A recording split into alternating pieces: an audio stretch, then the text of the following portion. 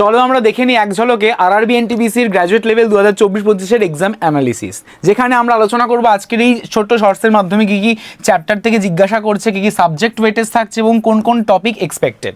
তো যদি আমরা দেখি সর্বপ্রথম থাকছে আমাদের রিজনিংয়ের ক্ষেত্রে coding, decoding, letter series, coded blood relation, analogy, letter based, puzzle and seating arrangement এবং অবশ্যই সিলগিজম, এই সমস্ত চ্যাপ্টার থেকে কিন্তু ম্যাক্সিমাম ওয়েটেজ কোশ্চেন্স আসছে।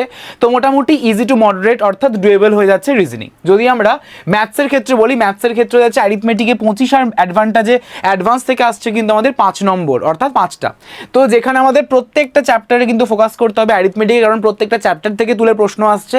আর যদি আমরা অ্যাডভান্সের কথা বলি তাহলে স্ট্যাটিস্টিক্স থেকে 2 থেকে 3টে, জিওমেট্রিতে 2 থেকে 3টে, ট্রিগোনোমেট্রি থেকে 1 থেকে 2টো, অ্যালজেব্রা থেকে 1 থেকে 2টো।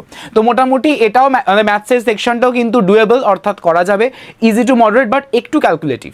যদি আমরা জিকে, জিএসসিএ যেটা হচ্ছে মেন ভাইটাল রোল কিন্তু প্লে করতে চলেছে, তো সেখানে দেখো কারেন্ট অ্যাফেয়ার্সে রয়েছে 9 থেকে 10টা মতো প্রশ্ন আসছে, কম্পিউটারের 7 থেকে 8টা, পলিটির 6 থেকে 7টা, হিস্ট্রির 3 থেকে 4টে, জিওগ্রাফির 2 থেকে 3টে, জেনারেল সায়েন্সের 2 থেকে 3টে, ইকোনমিক্সের রয়ে যাচ্ছে 1 থেকে 2টো, আর স্ট্যাটিক জিকের 1 থেকে 2টো। তো overall moderate to high level কিন্তু হচ্ছে এই জিকে, জিএসসিএ।